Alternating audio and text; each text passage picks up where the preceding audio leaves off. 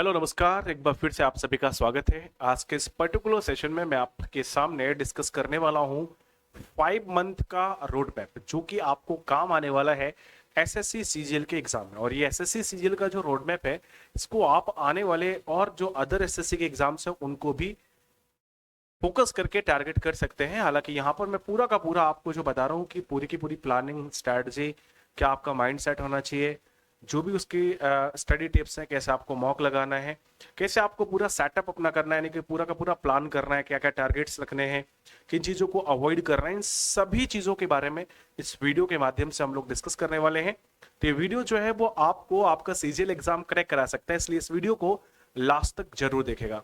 और अगर कोई पॉइंट आपको लगता है कि वो पॉइंट आपको पूछना है या फिर आपको पर्सनली कोई दिक्कत आ रही है, तो मेरे भाई उस पॉइंट को भी आप पॉइंट आउट कर दीजिएगा कमेंट में, ताकि वहां पर मैं या हमारी टीम आपको रिप्लाई जरूर कर पाए। तो चलिए आज के इस वीडियो को शुरू करते हैं। और सबसे पहले मेरे भाई जानने की कोशिश करते हैं पूरे के पूरे अपने 5 महीने का road map, 5 month road map की हम लोग बात कर रहे हैं। यहाँ पे स्ट्रैटेजी के बारे में बात करेंगे कि कैसे हमको सीजीएल के एग्जाम को क्रैक करना है, स्टडी कैसे करनी है, हेल्थ पे कैसे ध्यान देना है और माइंडसेट क्या होना चाहिए, और क्या इन सभी चीजों के लिए जो टिप्स हैं वो यहाँ पर हम लोग देने वाले हैं। मतलब यहाँ पे ये टिप्स आपके लिए आने वाली है। एजेंडा क्या है सेशन का, उसमें हम बात कर रहे हैं। तो सबसे पहले तो मैं आपको क्या बताने वाला हूँ, सबसे पहले मैं बताने वाला हूँ कि कैसे आप एसएससी सीजीएल की जो प्रिपरेशन है उसको स्टार्ट कर सकते हैं। फिर 5 मंथ का जो आपका पूरा का पूरा प्लान होगा, उसका ओवरव्यू आपको देंगे कि कैसे आपको पूरी चीजों को प्लान करना है। ठीक है, मंथ नंबर 1 में आपको बेसिक एंड कंसेप्ट बिल्डिंग कैसे करनी है, इस पर फोकस करेंगे। सेकेंड मंथ की अगर हम बात करें तो यहाँ पर मॉडरेट लेवल प्रिपरेशन पे हमको जाना है और इसके लिए किन किन बातों का ध्यान रखना है या कैसे करेंगे, उन पर हम चर्चा करेंगे। तीसरे महीने में हम लोग एडवांस टॉपिक पे और अपनी स्पीड पे फोकस करेंगे, उनको कैसे करना है उन पर हम लोग बात करेंगे।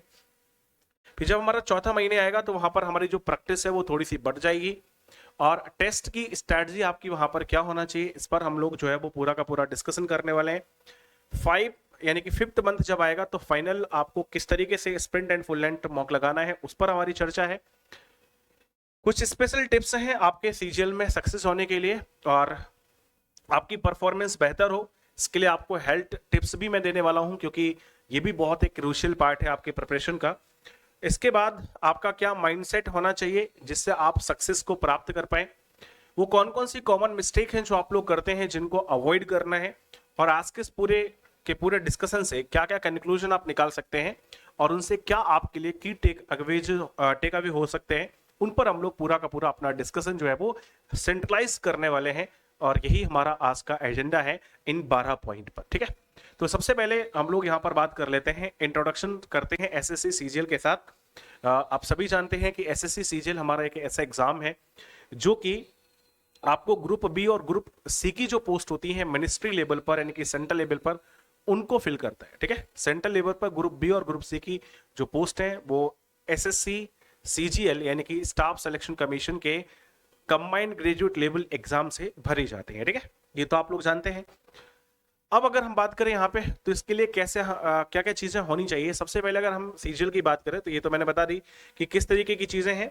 और यहाँ पर अगर मैं बात करूं कि क्या क्या आपसे पूछा जाता है, तो 2 तरीके के आपके एग्जाम है, मतलब प्री एग्जाम है, मेंस एग्जाम है, जिसमें आपसे क्वांटिटेटिव एप्टीट्यूड यानी कि मैथमेटिक्स से पूछा जाता है, रीजनिंग पूछा जाता है, इंग्लिश पूछा जाता है, और मेरे भाई जीके जीएस भी आपसे जो है यहाँ पे पूछा जाता है। ठीक है, क्वांटिटेटिव एप्टीट्यूड, रीजनिंग, इंग्लिश और जीके जीएस आपसे यहाँ पर पूछा जाता है। तो ये तो आपके सब्जेक्ट आ जाते हैं, और साथ ही साथ कंप्यूटर भी होता है और टाइपिंग होती है, यानी कि maths, reasoning, English, GK GS के अलावा कंप्यूटर और टाइपिंग भी आपसे पूछी जाती है।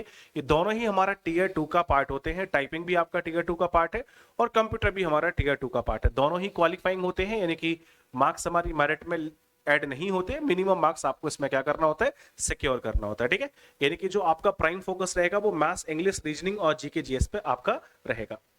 इसके लिए आपको क्या चाहिए, एक प्रॉपर स्ट्रक्चरल स्टडी प्लान चाहिए, यानी कि एक बेहतरीन आपको स्टडी प्लान चाहिए जिसके तहत आप स्टडी कर पाए।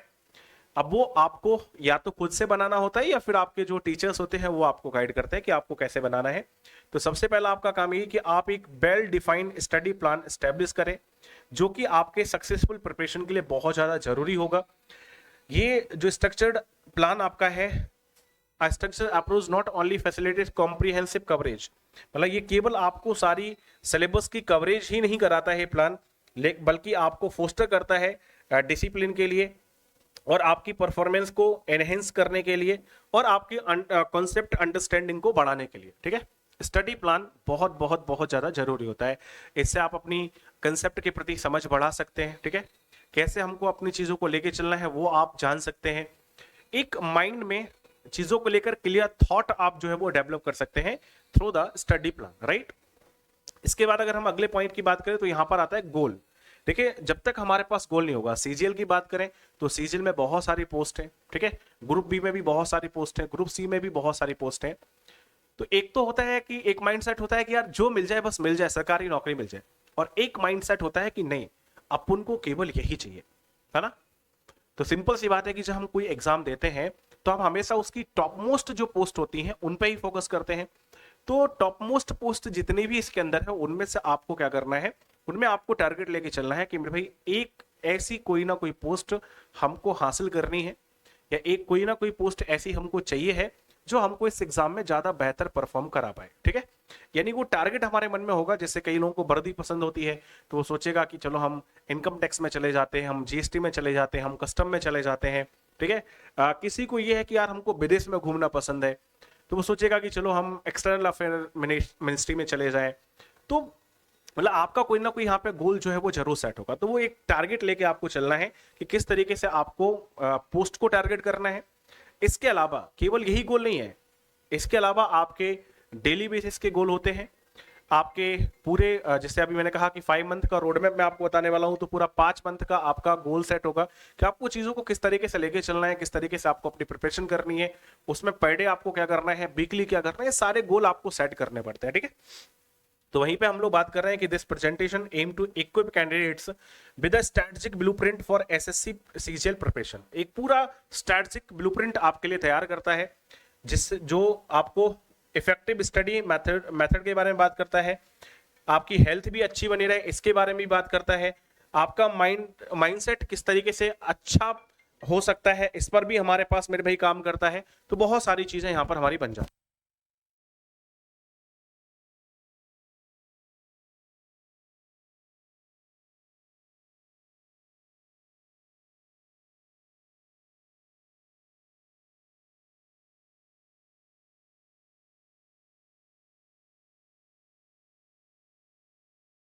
To maximise the performance and success rates, अगर हमें अपने सक्सेस रेट को बढ़ाना है, परफॉर्मेंस को मैक्सिमाइज करना है, तो ये सारा पॉइंट हमारे लिए बहुत ज्यादा काम करते हैं। ठीक है, अब हम बात करते हैं कि 5 मंथ का आपका जो पूरा स्टडी प्लान है उसका ओवरव्यू हमको किस तरीके से लेना चलना है, और ये एक स्ट्रैटेजिक फ्रेमवर्क होगा आपकी सक्सेस के लिए। ये बात ध्यान रखेगा कि 5 मंथ आपके पास यहां से लगभग बच रहे हैं सीजीएल के लिए, उसी के अकॉर्डिंग हम ये पूरा का पूरा प्लान आपके साथ शेयर कर रहे हैं।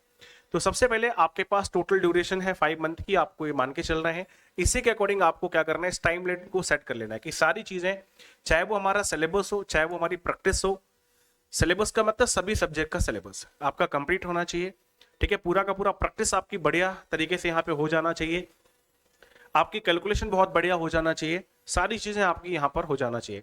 The preparation timeline spend 5 month allowing a candidate to absorb information gradually, धीमे धीमे आप सीखते जाए, thereby minimising burnout while maximise content mastery through repetition and practice. इसी की मैं चर्चा कर रहा था कि सफिशिएंट आपकी प्रैक्टिस हो जाए, आपका रिपीटेशन का मतलब रिवीजन आपका हो जाए, जिससे आपकी मास्टरी हासिल हो जाए जो भी चीजें आप सीख रहे हैं उन सभी चीजों में। इसके लिए आपको करना क्या है, अपना एक डेली 6 से 8 घंटे का अपना प्लान बनाना है, स्टडी प्लान आपको तैयार करना है। ठीक है, जिसके बारे में अभी इससे पर से यानी 6 से 8 घंटे आपको देना पड़ेंगे, इससे ज्यादा भी देने पड़ सकते हैं आपको, है ना। अगर कोई मान लीजिए, ये मैं बात कर रहा हूं एक ऐसे बच्चे की जो एवरेज से लेकर मतलब होशियार बच्चे की कैटेगरी में आता है, उसको 6 से 8 घंटे का समय देना है। अगर कोई बच्चे को ऐसा लगता है कि वो वीक से लेकर एवरेज की कैटेगरी के बीच में है, तो इनिशियल के स्पेशली 2 महीने तक उसको ये समय थोड़ा सा बढ़ा के चलना पड़ेगा, क्योंकि उसको एक एक्स्ट्रा एफर्ट डालने पड़ेंगे। ये चीज आप यहाँ पे माइंड में लेके चलेगा। ठीक है, इसके अलावा आपको ध्यान रखना है कि इन 5 मंथ के अंदर आपको अपना सिलेबस कंप्लीट करना है। तो सिलेबस कैसे कंप्लीट करना है, इसकी एक पूरी प्लान करनी है, और साथ ही साथ एक रिवीजन स्ट्रेटजी भी लेके चलना है कि रिवीजन आपको कैसे करना है। सभी कुछ अभी आपके बारे में आपको मैं बताने वाला हूं। सबसे पहले हम बात करते हैं कि जब आपका पहला मंथ, मान लीजिए आज से आप प्रिपरेशन स्टार्ट कर रहे हैं, ठीक है।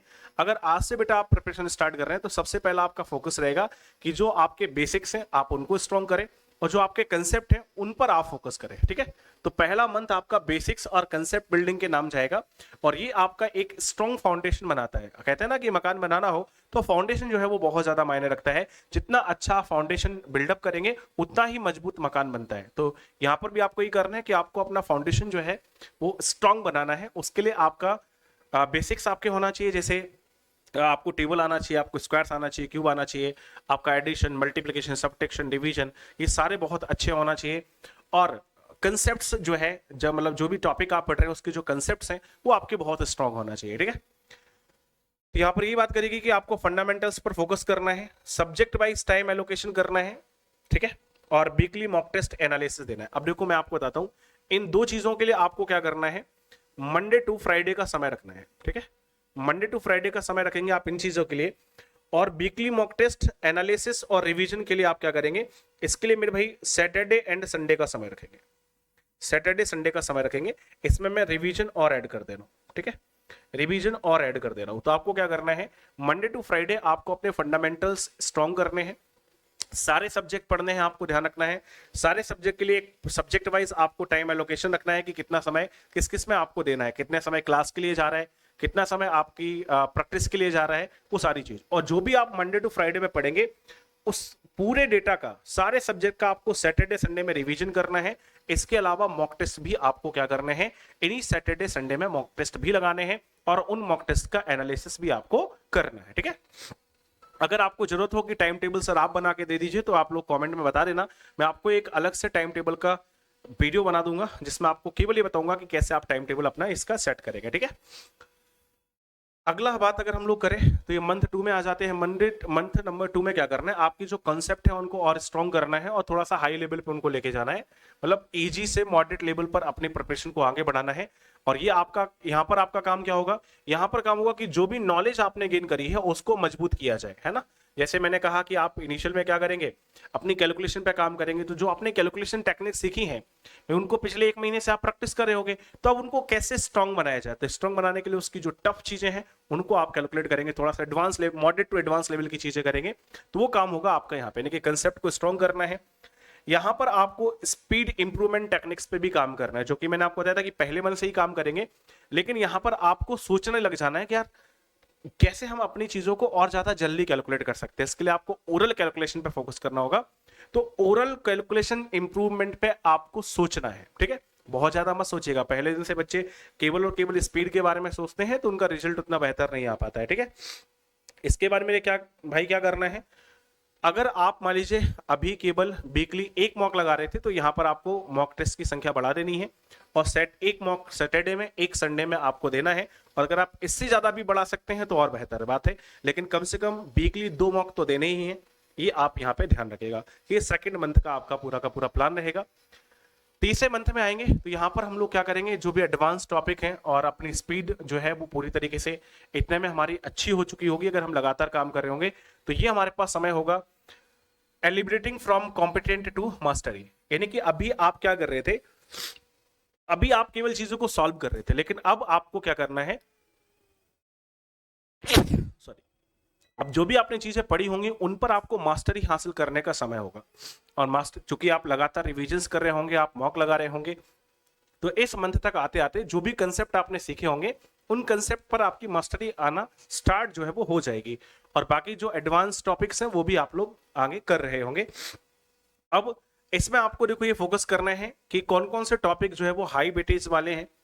वैसे तो लगभग सारे टॉपिक से ही क्वेश्चन आता है, लेकिन अगर हम कुछ स्पेशल टॉपिक ले लें, ठीक है, जैसे मैथ्स में अगर मैं बात करूं तो मैथ्स में परसेंटेज हो गया, प्रॉफिट लॉस हो गया, डीआई हो गया, ट्रिग्नोमेट्री हो गई, मेंसुरेशन हो गया, ज्योमेट्री हो गई, है ना। अगर हम इन टॉपिक्स को ले लें, टाइम एंड वर्क हो गया, तो लगभग आपका 70 to 80% पेपर यहां से ही बन जाता है। तो आपको ऐसे हर सब्जेक्ट में देखने हैं कि कौन से टॉपिक्स ऐसे हैं जिनका वेटेज हाई है, आपको उनको पहले कंप्लीट करने की कोशिश करनी है और उन पे पहले मास्टरी हासिल करने की कोशिश करनी है। टाइम मैनेजमेंट आपको ध्यान रखना है, यानी कि जब आप मॉक्स लगाओगे तो मॉक्स में भी आपको ये ध्यान रखना है, टाइम मैनेजमेंट स्किल बहुत जरूरी होती है, क्योंकि मॉक आपके पास जो प्री एग्जाम होगा उसमें आपके पास 60 मिनट का समय होगा, और 60 मिनट में आपको रीजनिंग, इंग्लिश, मैथ्स और जीके जीएस ये सारा का सारा सॉल्व करना है। तो ध्यान रखना, जब आप सॉल्व करेंगे, जब आप मतलब मॉक टेस्ट लगाएंगे, तो आपको इसमें टाइम एलोकेशन ध्यान रखना है। रीजनिंग के लिए आपको 15 से 18 मिनट का समय रखना है, इंग्लिश के लिए मेरे भाई 10 मिनट का समय रखना है, मैथमेटिक्स को आप जो है वो 20 से 22 मिनट का समय दे सकते हैं, मतलब 22 से 25 मिनट का समय दे सकते हैं, 22 से 25 मिनट का समय मैथ्स के लिए दे सकते हैं, और 10 मिनट में आपको जीके जीएस को फिनिश करना है। तो ये टाइम एलोकेशन रहेगा, इस टाइम एलोकेशन के अकॉर्डिंग आपको काम करना है, ठीक है। और जितना जल्दी आप बाकी से समय बचाएंगे उतना मैथ्स में आपको ज्यादा समय मिल जाएगा, तो ये आपको काफी ज्यादा हेल्प करेगा, ठीक है। बाकी इन बातों पे ध्यान मत देना कि कोई कहे कि मैं 8 मिनट में पूरा का पूरा पेपर सॉल्व करता हूँ, कोई कहे कि मैं 2 मिनट में कर लेता हूँ, कोई कहे मैं देखते ही साथ सॉल्व कर लेता हूँ। तो इन बातों पे मेरे भाई ध्यान मत दीजिएगा, क्योंकि जब पेपर होता है तो पेपर में चीजें बिल्कुल डिफरेंट हो जाती हैं, और बोलने में तो आप कुछ भी बोल दो, क्या ही फर्क पड़ता है, ठीक है। तो एक जो इसका निश्चित समय है, हाँ, अगर किसी का मैथमेटिक्स बहुत अच्छा है तो वो कम समय में सॉल्व कर सकता है, लेकिन इतने कम समय में भी नहीं कि वो आपको असंभव सा लगे, ठीक है। हाँ, पहले से पेपर मिल जाए तो आदमी 2 मिनट में भी कर सकता है, वो बात अलग है ना। यहां पर कहा जाए कि मॉक टेस्ट, नेक्स्ट पॉइंट है mock test for advance practice. तो मैंने पहले बता दिया कि मॉक टेस्ट पे आपको फोकस करना है, और उसमें आपको ये टाइम एलोकेशन ध्यान रखना है। जो मैंने यहाँ पे टाइम एलोकेशन बताया, इस टाइम एलोकेशन का आप लोग क्या करिएगा, ध्यान रखिएगा। अब जब आप चौथे मंथ में प्रवेश करेंगे तो यहाँ पर आपका प्रैक्टिस और ज्यादा बढ़ जाएगा, है ना। यहाँ पर आप मॉक जो है वो और ज्यादा बढ़ा सकते हैं। वैसे में पहले आपको 2 मॉक तो रख ही दिए हैं, अब यहाँ पे आप 2 को बढ़ा के मॉक 4 कर सकते हैं अपने, है ना। लेकिन लगाने सैटरडे संडे में, यानी कि सैटरडे में आप 2 मॉक दे सकते हैं, संडे में भी आप 2 मॉक्स दे सकते हैं, क्योंकि बाकी दिन आपको अपने कंसेप्ट बिल्डअप करने हैं, उनके बारे में क्लासेस करनी है, उनको पढ़ना है। तो यहाँ पर आपको थोड़ा सा अपनी जो प्रैक्टिस है और टेस्ट स्ट्रेटजी है उसको रिव्यू करना है, उन पर बनाना है। अब देखिए, यहां पर सबसे पहले इन्होंने कहा कि अल्टरनेट डे मॉक टेस्ट लगाना है। अगर ये पॉसिबल है तो डेट इज वेरी बेस्ट, और नहीं है अगर अल्टरनेट डे पे नहीं लगा पा रहे हैं तो आप 2 सैटरडे लगा लीजिए, 2 संडे लगा लीजिए, दोनों का एनालिसिस कर लीजिए, तो ओवरऑल कोटा आपका उतना ही आ जाएगा, ठीक है। इसके अलावा जब आप एनालिसिस करोगे मॉक का, तो आप ये देख पा रहे होगे कि आपकी गलतियां कहां बार बार हो रही हैं, ठीक है। तो जहां पे गलतियां बार बार हो रही होंगी उन पे थोड़ा सा ज्यादा फोकस करिएगा, ताकि वो गलतियां बार बार ना हो, यानी कि आपको उनकी रेक्टिफिकेशन पे काम करना है। जो भी एरर हो रही है उनके रेक्टिफिकेशन पे काम कर रहे हैं, लेकिन उन्हें सुधार करना है कि वो गलतियां आपसे फिर ना हो। और एग्जाम सिमुलेशन टेक्निक्स पे आपको काम करना है, ठीक है। वो सारी बातें मैं पहले से बता चुका हूँ। ये चीज ध्यान रखिएगा कि जब भी आप प्रिपरेशन करते हो तो एक अच्छे माहौल में आपको प्रिपरेशन करनी है, ऐसी जगह प्रिपरेशन करनी है जहाँ पर डिस्टर्बेंस कम से कम हो, ठीक है। जिससे आप, कई सारे बच्चे लाइब्रेरी में पढ़ते हैं, कई सारे अपने अलग अलग कमरों में पढ़ते हैं, कई लोगों के पास ऐसी सुविधाएं नहीं होती हैं। तो आपको ये ध्यान रखना है कि आप किस समय पढ़ सकते हो, कब पढ़ सकते हो, कहाँ पढ़ सकते हो, इंडिविजुअली आपको देखना है। बस उसमें ध्यान रखना कि आपका डिस्टर्बेंस जो है वो कम से कम होना चाहिए, यानी कि disturbance and distraction free environment हो जहां पर भी आप पढ़ें, और थोड़ा सा आप स्ट्रिक्ट रहें अपनी चीजों को लेकर। ये भी आपको यहाँ पे क्या करना है, ध्यान रखना है, ठीक है। बस नेक्स्ट पे आ जाते हैं मेरे भाई। 5वां मंथ जब आपका आएगा तो यहाँ पर आपका लगभग सारा का सारा सिलेबस कंप्लीट हो गया होगा। तो आप यहाँ पे पर डे एक मॉक भी लगा सकते हैं ना, पर डे एक मॉक लगा सकते हैं, उसका एनालिसिस कर सकते हैं। अगर आपको लग रहा है कि कोई टॉपिक आपका ऐसा है जो बार बार आपको परेशान कर रहा है, तो उसका टॉपिक वाइज प्रैक्टिस भी आप कर सकते हैं। जैसे मान लीजिए आपको लग रहा है कि बार बार SICI के क्वेश्चन दिक्कत कर रहे हैं, तो उसका आप टॉपिक वाइज प्रैक्टिस भी उसका जो है वो कर सकते हैं। तो ये काम आप कर सकते हैं। तो ये हमारे पास समय होगा daily full length mock test लगाने का। अगर आपको कहीं पे दिक्कत आ रही है तो उसके सेक्शनल टेस्ट पे फोकस करने का, और एग्जाम के लिए कॉन्फिडेंस बिल्डअप करने का। ये सारा काम जब आप करोगे, ध्यान रखना हमेशा आपका पहला कोशिश ये रहेगा कि आप जो मॉक लगाएं वो प्रीवियस ईयर लगाएं, है ना। मॉक जो आप लगाएं वो प्रीवियस ईयर वाले लगाएं। प्रीवियस ईयर मॉक लगाने हैं, आपको क्या करने हैं, प्रीवियस ईयर मॉक लगाने हैं। और इसमें सबसे पहले आप जैसे टारगेट करोगे तो 24, उसके बाद 2023 के मॉक लगाओगे, फिर 2022 के मॉक लगाओगे, फिर 2021 के। वैसे आप 3 साल के लगा लोगे तो सफिशिएंट है। अगर आप लगा ले तो और आपके पास समय बचता है तो इसी तरीके से आप बैक जाते रहेंगे और उन मॉक्स को कंप्लीट करते रहेंगे और उनका एनालिसिस भी करते रहेंगे, राइट। अब हम कुछ स्पेशल टिप्स की बात कर लेते हैं, ठीक है, जो आपको सक्सेस की तरफ ले जाएंगे मेरे भाई। सबसे पहले हम बात करते हैं स्टडी मटेरियल की। देखें, स्टडी मटेरियल कौन सा हमको यूटिलाइज करना है जब हम इसकी बात करते हैं। तो अलग अलग जगह पे अलग अलग चीजें होती है। वैसे तो जनरली जब भी आप चीजों को पढ़ते हो, जैसे मैथ्स वाले आपको मैथ्स के स्टडी मटेरियल रिकमेंड कर देते हैं, रीजनिंग वाले आपको रीजनिंग का स्टडी मटेरियल रिकमेंड कर देते हैं, तो मैं यही कहूंगा कि जो भी टीचर्स आपके रिकमेंड कर रहे हैं, अगर आप उसके थ्रू जा सकते हैं तो दैट इज बेस्ट। और अगर आपके पास नहीं है तो आप चीजों को, बेसिक्स वाली चीजों को फोकस कर सकते हैं। जो भी एसएससी सीजीएल प्रिपरेशन से रिलेटेड स्पेशल रिसोर्सेस हो उनका आपको यूज करना है और उनसे अपनी प्रिपरेशन को क्या करना है, बूस्ट करना है, ठीक है।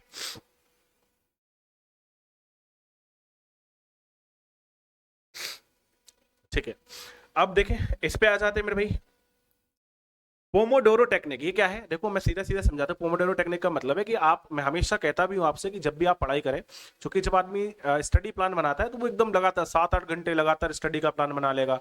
ऐसा नहीं करना आपको। जो 7-8 घंटे की स्टडी करनी है मेरे भाई, वो ब्रेक्स में करनी है। मतलब आप कोशिश करें कि आपकी वन टाइम सेटिंग ना 2 घंटे की हो मैक्सिमम, उसके बाद 15 मिनट आधा घंटे का गैप हो, फिर आपकी नेक्स्ट सेटिंग हो। इससे क्या होगा कि आपकी जो क्वालिटी है वो ज्यादा बेहतर आएगी, है ना, और आप एग्जॉस्टेड फील नहीं करेंगे। इसी को भैया पोमोडोरो टेक्निक करते हैं, ताकि आपका फोकस जो है, कॉन्सेंट्रेशन जो है वो ज्यादा अच्छा रहे। और आपको पता है कि करंट अफेयर्स का एक बहुत बड़ा रोल रहता है और इंग्लिश के लिए वोकैब का बहुत बड़ा रोल रहता है। तो इसके लिए आपको क्या करना है, इसके लिए आपको डेली बेसिस पर न्यूज़पेपर पढ़ना है, जिससे आपका करंट अफेयर्स भी तैयार होगा मेरे भाई, और साथ ही साथ आपका जो है वो वोकैब भी अच्छा होगा। इसके लिए आर्टिकल्स जो है उनका आप यूज कर सकते हैं, उनको पढ़ सकते हैं, वो आपको काफी ज्यादा हेल्प करते हैं, ठीक है।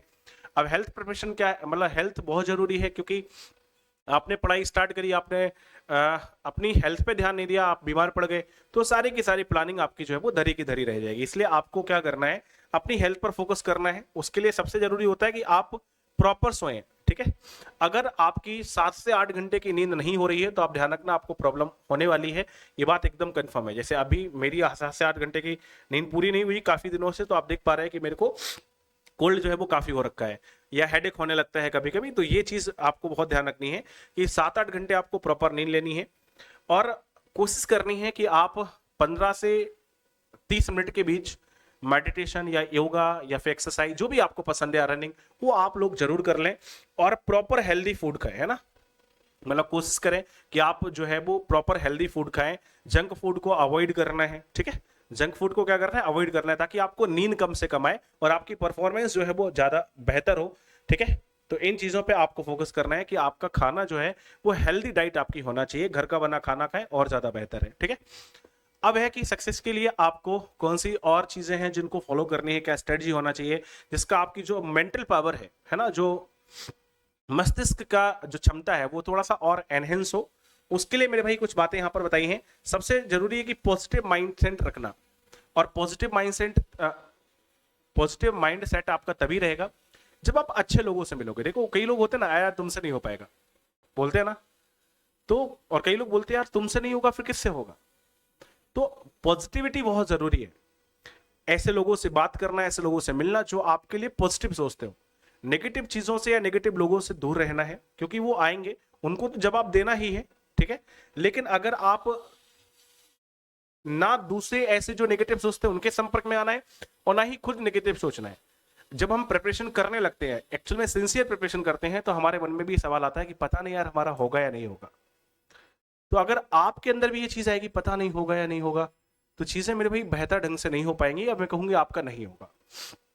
तो इसलिए आपको भी खुद से भी सोचना है कि मेरा नहीं तो मैं नहीं तो कौन में, है ना, मैं नहीं तो कौन में, ये आपको खुद भी सोचना है।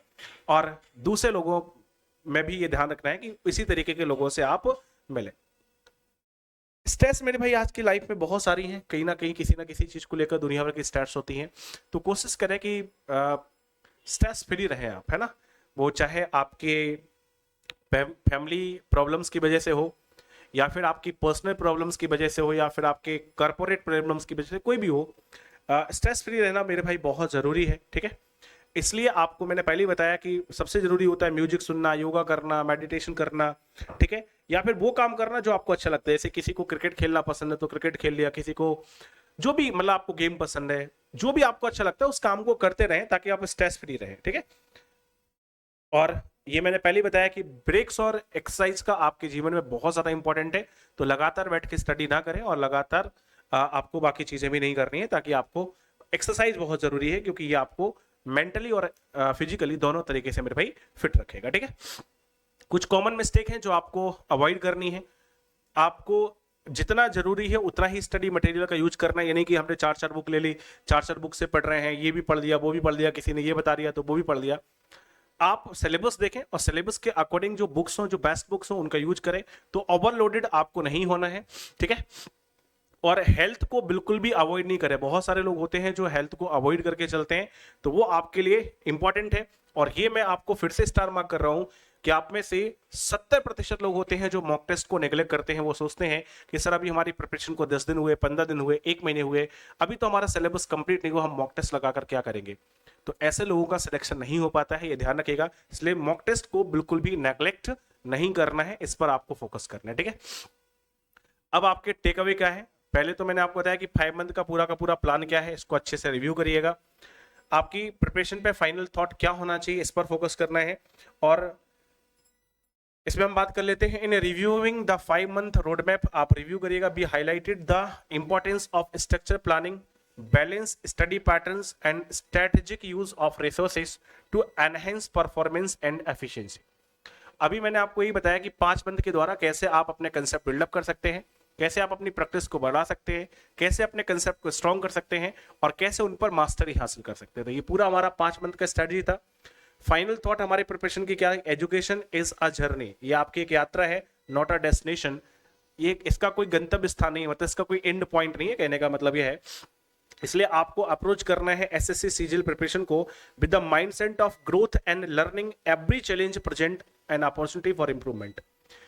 इसका मतलब क्या हुआ, देखिए ये मैंने कहा जर्नी है, यात्रा है, जिसको आपको जीना है, जिसको आपको एंजॉय करना है। आपको लगातार इस यात्रा में मेरे भाई चलते रहना है।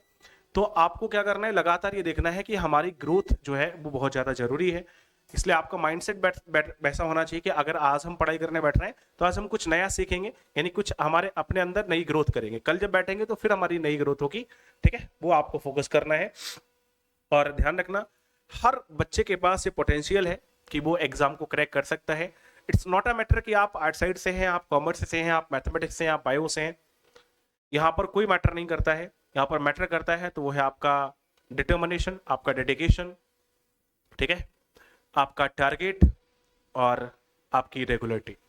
ठीक है, अगर आपने ये सारी चीजें कर ली तो सफलता आपके कदम चूमेगी, ये बात 100% श्योर है। ठीक है, अगर मेरे भाई आप हमारे साथ कंसेप्ट बिल्डअप करना चाहते हैं तो मैं आपको बता देता हूं कि आपको एसएससी टारगेट 2025 का बैच मिल जाएगा। एसएससी टारगेट 2025 बैच मिल जाएगा। और एक बैच जो ये चल रहा है, इसका आज लास्ट डे है मेरे भाई एनरोलमेंट का, 3 Feb इसके एनरोलमेंट का लास्ट डे है। और ये 1499 का बैच आपको मात्र 1050 में मिल जाएगा। ठीक है, ये कंबाइंड बैच है जिसमें सारे सब्जेक्ट की तैयारी कराई जाएगी। और अगर आपको केवल ओनली मैथ्स के बैच में एनरोल होना है ना, ओनली अगर आपको मैथ्स के बैच में मेरे भाई एनरोल होना है तो आप क्या कर सकते हैं, तो इसकी 799 फी है। ये दोनों बैच आपको अभिनव मैथ्स ऐप पर मिल जाएंगे, वहां पर आप जाके देख सकते हो। ठीक है, बाकी अगर कोई भी क्वेश्चन आपका रहता है तो आप मेरे को बता दीजिएगा। इस सेशन में फिलहाल इतना ही, मिलते हैं मेरे भाई अगले सेशन में। तब तक के लिए अपना ख्याल रखिए, हंसते रहिए, मुस्कुराते रहिए और मेहनत के साथ पढ़ते रहिए। जय Hind, love you all, take care.